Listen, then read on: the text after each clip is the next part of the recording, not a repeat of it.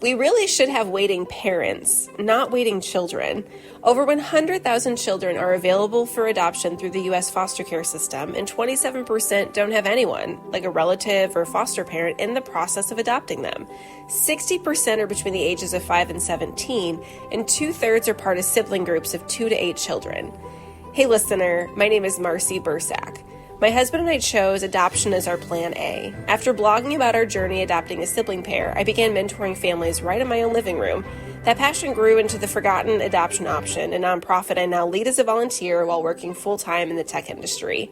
From my blog, 3 books, app, and classroom lesson to now a 45-minute course called Foster Care Adoption Simplified, which you can find at ForgottenAdoptionOption.com, I've created practical, heartfelt resources to help families navigate the foster care adoption process. As you listen to this episode, I encourage you to ask yourself, who in my circle needs to hear this? It's often people in what we call helper professions, people like therapists, nurses, doctors, police officers, firefighters, social workers, and teachers like my husband. These are the people who tend to step forward to adopt children from foster care. But this work isn't only about becoming an adoptive family, it's also about becoming an advocate and ally. Every waiting child deserves not just a forever family, but a community of people who champion their future. Whatever led you to this podcast, I am thrilled that you are here. My mission is simple, to help every waiting child be with their forever family. And that's exactly why I host this podcast.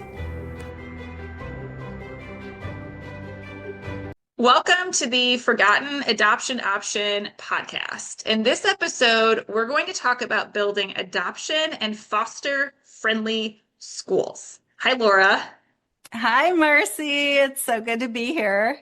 This is the coolest to meet schools. Like perfect topic. So as I was launching my book, It's Okay to Talk About Adoption in late 2025, I received a Facebook message from Laura Adams cheering me on. At the time, her organization was one I only knew by name. It was like I knew the logo and the color, and it's like I'm looking at Laura on the screen. So it's like pink and blue and green.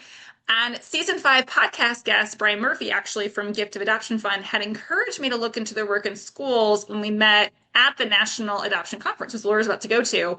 I was presenting on research barriers for non-kin adoptive families, and Brian knew I was doing a children's book in schools and expanding to graphic novels. So just lots of overlap. And it was amazing because Laura reached out to me. So I thought, well, this is a sign. This is the right time.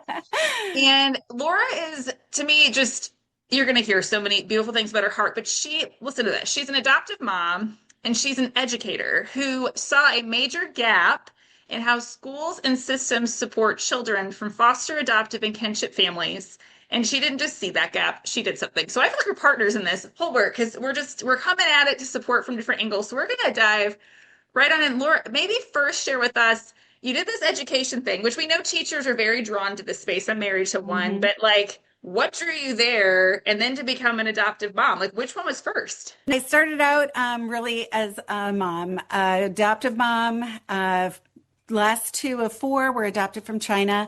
And as I was working with them, I really got involved with the schools, and I would actually go in and teach about adoption. On my daughter's adoption days, we would make big posters, bring in things about China, read books, and everyone kept saying, hey, you should be a teacher. You should help our school. So I actually then became a reading instructor and a substitute teacher and worked at an elementary school for almost 5 years teaching reading every day to kids K through 4. It was really fun and exciting.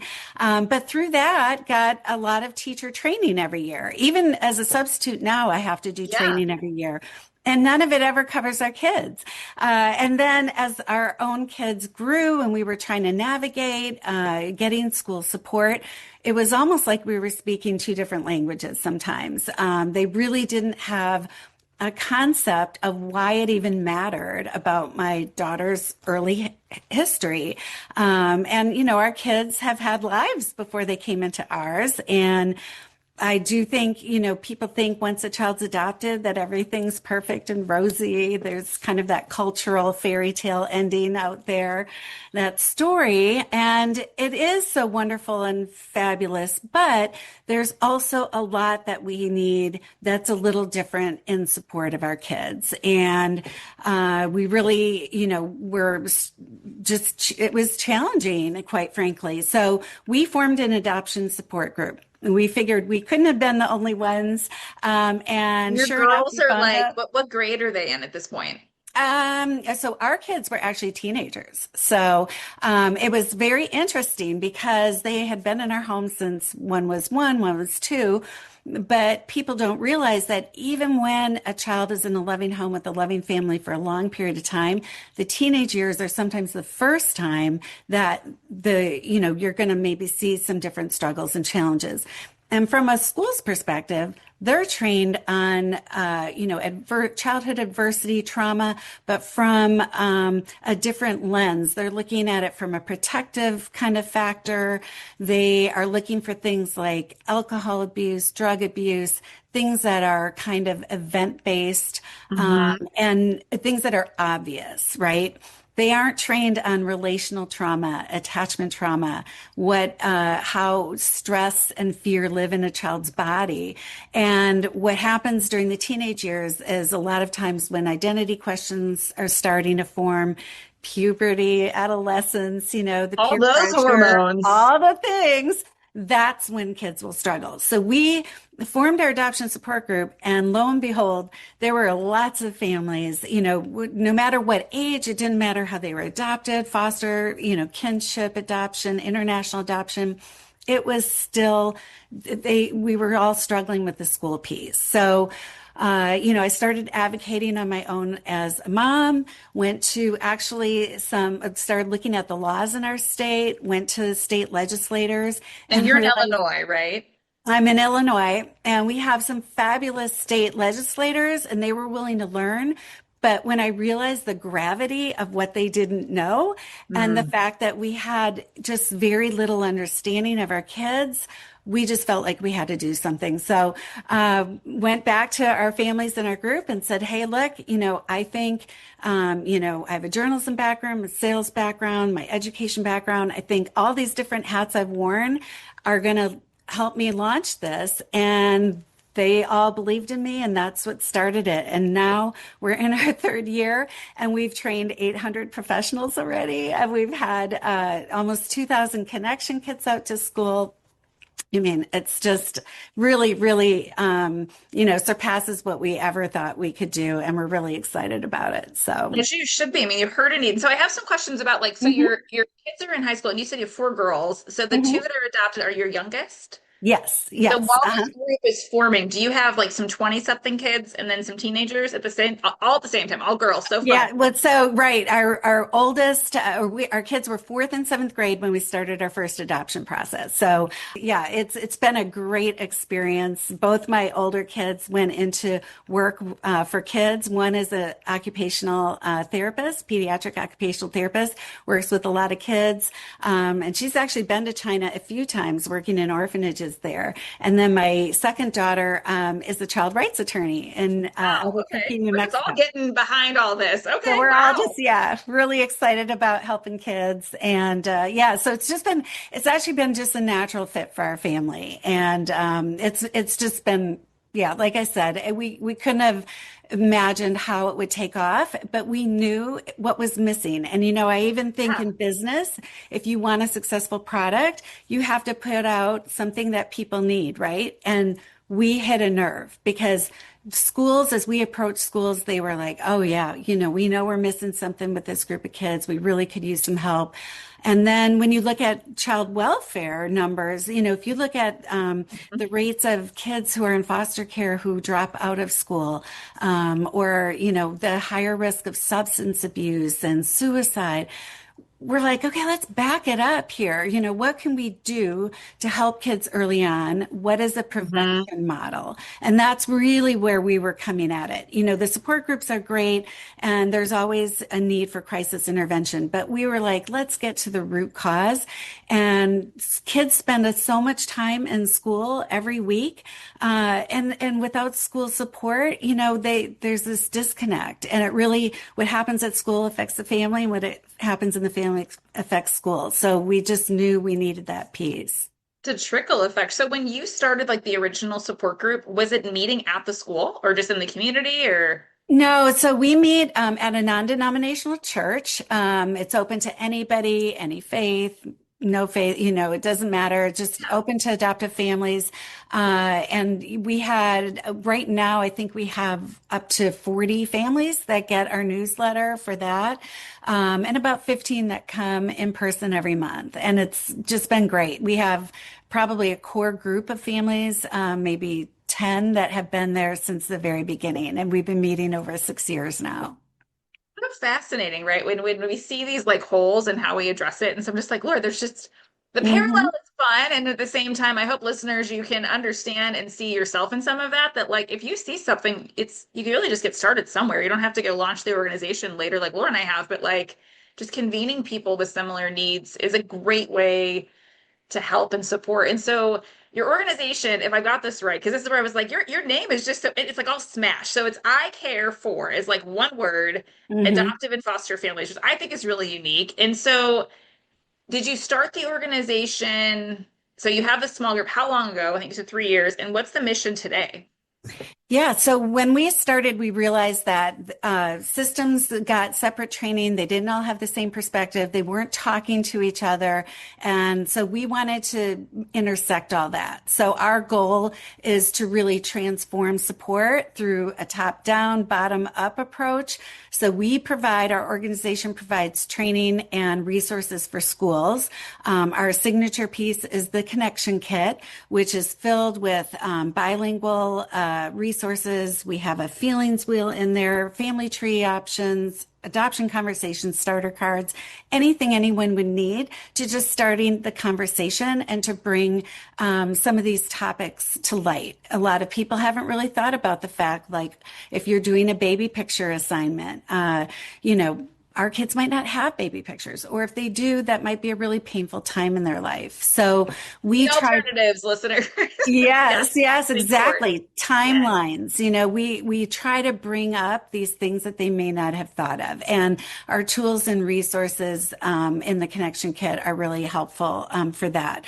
And then we also work with legislators to inform them and educate them. So early on, we did 4 legislative roundtables and brought people with lived experience, former youth in care, experts, and we were able to get an expanded trauma-informed training code into Illinois. It just passed both the House and the Senate this past spring, and now will be signed by Congratulations. the governor this August. We're really excited about that. And what And does for the that mean relative to schools? Does that mean Mhm. now it's a requirement in the schools to receive this training, or what does that mean? So prior to this, schools were mandated to take trauma-informed training, but it In wasn't. Illinois. Okay. But it wasn't recognized that adopted foster and kinship kids could be part of that, or that a relational and developmental trauma was, you know, part of that. So we expanded the definitions and put the language in there. So now when, you know, we go to a school or a school calls us, they know that the training we do fits that particular code. Requirement. That's Mm-hmm. incredible. And so, Laura, if I'm thinking listeners, many of them either have children, might have a direct connection to a school, maybe we're even teachers, right? If I come to you and I say, okay, like this Connect Kit, are you coming at a level where like my husband who's a teacher, they're doing professional development and you're coming in to speak? Like what kind of like menu Mm-hmm. items, if you will, what do you Yeah. offer? So we do in-person training and webinars. We've partnered with the Illinois School Social Work Association. We go to conferences around our state and nationally. I already have 14 webinars and workshops set for this fall.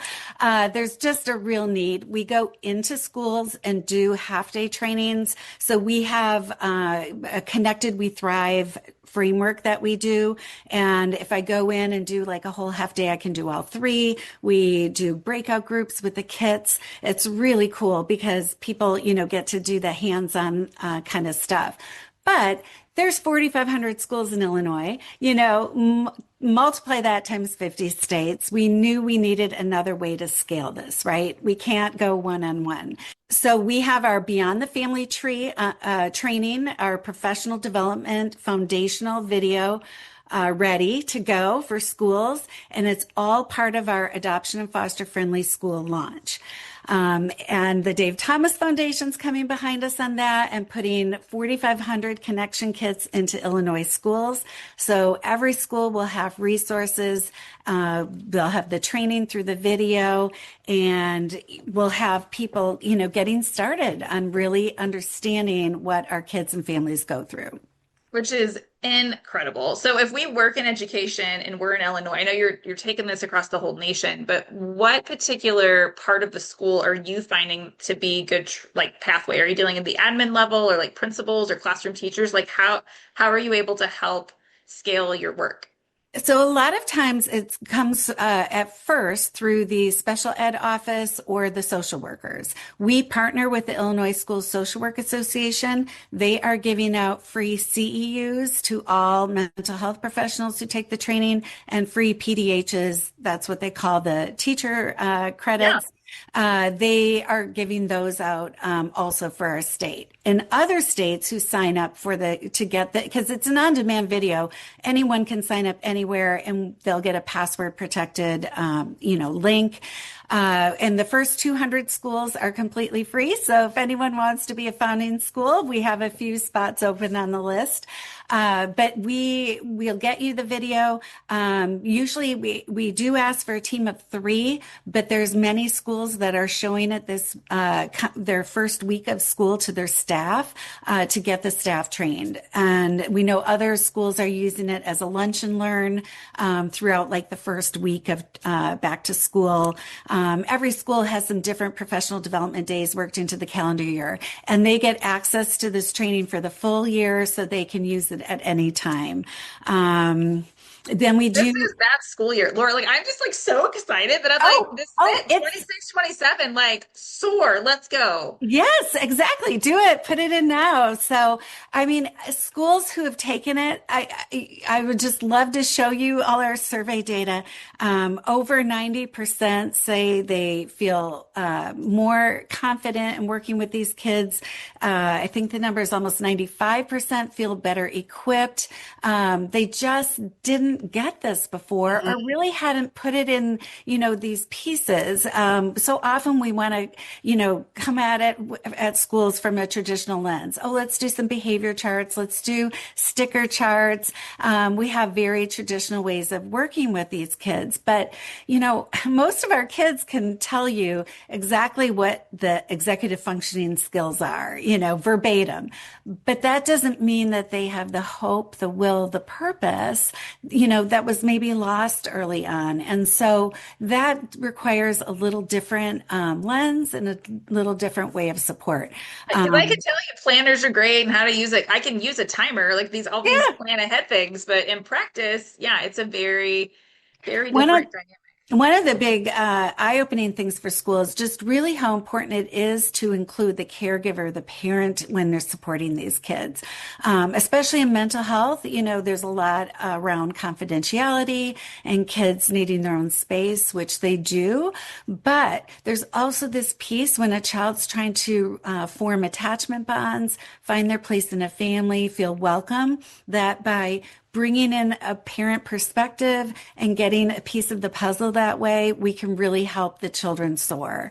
And then just a lot of parents don't know all the different techniques either. And a school can really be a bridge to things like trust-based relational intervention training and parenting. They can, talk about the biology of stress with a parent. They can really be a bridge. And so we're, again, this is not about like schools don't know this or parents don't know this. It's more about what can we do to work together to support this child. Yeah, more of a school and family partnership. And it's just, I'm so excited, Laura, to hear what you've heard and created and put together. And I'm curious because it sounds like while you kind of discovered and launched into this while you had teenagers, are you working from kindergarten through 12th grade? So elementary, like middle and Mhm. intermediate school and high school. Are you doing the whole gamut through all of this training? Yes, it's foundational training. So the three pieces of getting the adoption foster friendly designation, it's almost like a blue ribbon school designation. We They should, get if I'm not mistaken, Laura, you're calling this adoption and foster friendly schools. Like I could, my school could be, but like it could have this Yes, you can have designation this badge. logo. So great. Exactly. And So it's great. assigned to families, as a family moves into a district or is sending their kids to school and they know they have a child who's adopted, they're going to want that school that's adoption and foster friendly because they know that school's done the work to learn about their families and to welcome them. Much And like the Dave Thomas Foundation, which I'm ambassador for. You all have heard from Rita Soren. You've heard from friends that have brought adoption friendly to the workplace setting, even expanded into foster care benefits. We're doing similar but different work in a school. That's what Laura's doing, which to me is just revolutionary and beautiful. One day I hope I get there with healthcare. That's a yeah. whole nother ballgame. But this is amazing, Laura. Yeah, so we know it just has such potential to soar. An hour. We're asking for an hour. That's it. And so we're really looking at it though from a tier 1 to tier 3 level. So our foundational training is appropriate to anybody in the school building. Doesn't matter if it's a teacher, admin, paraprofessional. It's good for everyone. Then the connection kit takes it a little further. We've also received a grant and we wrote up an implementation guide for the kit. That was put together by Dr. Michelle Alvarez, who is the president of the School Social Work Association of America. And she's written books and done curriculum. And so she wrote this fabulous implementation guide for the kit. So schools get all of it. It's really, just this plug and play kind of thing.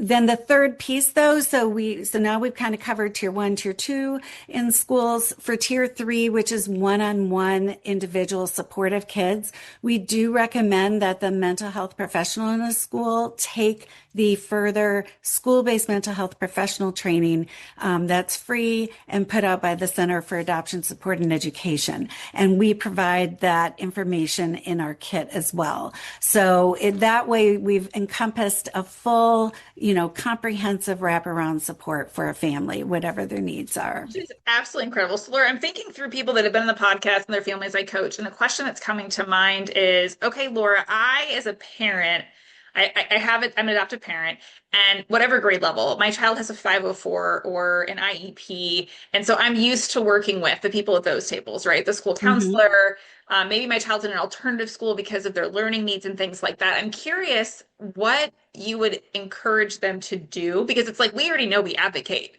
right? Like we're advocating Mm-hmm. for our kids. How Mm-hmm. can I further do something with what you've created? You can give them the link for the adoption foster friendly school launch. They can get on there, sign their school up. We'll get them the video. We'll get them a kit. And we can get them going right away. So we do have just a small licensing fee that we have. It's very, very small. As grant funding comes in, we hope to make that free to all Title I schools. But for now, our goal is to remove any barrier to a school being able to utilize this.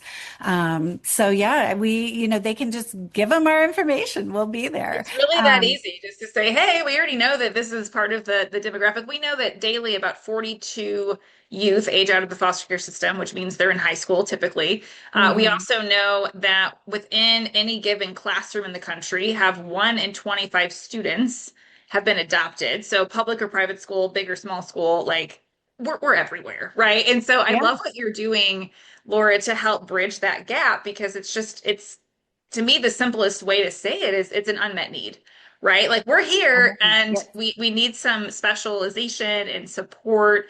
I'm curious, Laura, in the work that I do in teaching, like teachers go into classrooms, they read this book, either elementary, middle school, high school, and they're talking about foster care and adoption with kids. I know that I've heard from teachers, I do a lot to equip them to feel confident because they're thinking, I don't want to say it wrong or say the wrong thing. I'm curious how you're training, if listeners are thinking, I could take this because I'm in a position with a school that I could implement this. I'm curious Mhm. what you would say by way of, you don't have to, like, if you have zero connection to this, you're not going to mess up. Like, do you have encouragement in that? Yes, I think these kids are often silent because they're carrying so much weight. They don't know how to talk about it. We use one of our uh, examples in our training is a former youth in care. She talks now, even as adult, that she remembers when she froze during a family tree assignment, and she just didn't know how to talk about all the different placements she had had. And I don't think that people need to worry about getting things wrong. I think they need to really look at how can we welcome everyone, and no one's going to get their words right 100% of the time, but let's not bury things because this child really, really carried that for a long time. In fact, she did sometimes tell people that her parents were dead rather than try to It's just explain easier. everything. Yeah, It was yeah. easier. And so, like in our kids, we have three different family tree options. And, there's lots of different ways. And, every family is a little different and uses different words anyways. I don't think that that's where the breakdown is. I think the breakdown is not talking about it at all. We have to normalize it. We have to, get everyone's expectations that this is real and this is something that we shouldn't, by hiding it, I just feel like we're creating more shame on the kids for their story. And we want kids to be proud of their story. And it's cool to be adopted. It's cool to be, we just we have to be encouraging. Right, right, and honest. And it's interesting you bring that up that it's cool to be adopted. When I was working with a kindergarten teacher through my children's book, and we were trying to figure out the lesson and piloting some things, the feedback was so interesting. She said, I need to shift this slightly from a Mr. Rogers voice because I'm going to have kids in the classroom that realize they are not adopted and they're going to think something's wrong. Which Yeah. to me was like this just interesting dynamic of like, wow, like it's we all get to be special in the way that we are. Yes. But we want to make sure we acknowledge the different types of special and that they're, all represented and talked about. And so I'm curious, Laura, if I'm a listener and today I'm thinking, okay, I can help point and recommend this to a school I'm connected to or a district or so forth or a state. But what if I'm a foster adopted kinship family today and I'm thinking, maybe what can I take home and act like regardless of what the school's doing, what could I maybe implement, try on, start doing based upon what you've learned that might be really helpful to me as I'm raising, you kind of mentioned teenagers as the starting point. Is there any kind of key Mhm. takeaways that we can learn from and apply? So I think the biggest, most wonderful training is trust-based relational intervention for parents. A lot of us may have parented before, but to be able to take that helps your perspective. I think bringing that into the school, then talking to them about that this child has had a history prior to coming to your family, and really just having a conversation with the teacher, bringing books to the school. I think that's really important. We have a book list in our connection kit of 75 different books. You have a book. I know from being in a school and teaching reading, there's not books about foster and adoptive families, and yet those kids are there. So really looking at it from a broader perspective, how can we reflect back this child and this family? The whole point of the logo and the designation is that how do families know that this school welcomes them? What says that without words? And it's the books in the classroom, it's the things on the walls. And, anytime a parent can be that launching point for the school, I think it's helpful. love hearing, like, I know I didn't live all those steps with you, but just your background and seeing the classroom as like a parent and then going into it as a substitute teacher. And then now we're like, it's just, to me, it's the coolest thing, Laura, to hear how you've picked up these skills and then you're able to talk that language and impact so many people. And so as we close, I'm curious, where can we find you? Whether we want to get these kits or we want to be able to learn more, where would you point us? Yeah, so we have a website. It's I Care for Adoptive Family Foster. Oh, hang on. That's great. We're talking a lot today. It's I Care for Adoptive and Foster Families. It's www.icareforaff.org. We're also on Facebook. We have a Connected Together newsletter that we put out every month. We connect policymakers, professionals, educators, families. We have lots of different pieces in there and try to keep people up to date, not only on what we're doing, but what's out there that they might be able to take advantage of. Yeah, those are really the two big places. I'm on LinkedIn, Instagram, but Facebook and our website and newsletter is where really how we keep in touch with everyone. Well, I think overall, Laura, I personally, and I hope our listeners do, I am so excited that Illinois has been the starting point, but that we all can help this become something nationally that's so normal and so just beautifully taken into the school year. And I get excited about what happens when kids go to school this year and then next year, what that does for their lifetime and their perspective and their hearts and feeling seen and like their belonging. And so huge kudos. Thank you to you and your team and your board and your support group of just saying, we're going to figure this out. We're going to try to do something. And I know that's a lot of work. And so super proud of you and so grateful that you took time to let us know how we can help. Thank you. Thanks, Marcy. It's been wonderful. Thank you so much for spending time with us. It truly matters that you listen today, because by tuning in, you're opening your heart to the stories of children in foster care, sparking empathy and starting to see how your unique role, whether as a friend, advocate, or even as a future adoptive parent, can bring hope and belonging to a child or sibling group that is waiting. I also want to personally invite you to reach out to me to ask anything that's on your heart. I promise no judgment. You can find me on Facebook, LinkedIn, and Instagram, and I mean it when I say you can ask anything. I know it can feel awkward to ask questions publicly, and that's why I carve out time during my lunch hour and evenings while my kids and husband are at martial arts to mentor others one-on-one. Your questions matter, your curiosity matters, and most importantly, the role you are playing in helping children in foster care matters. Together, we can bring hope and belonging. Until next time, take care and keep the conversation going.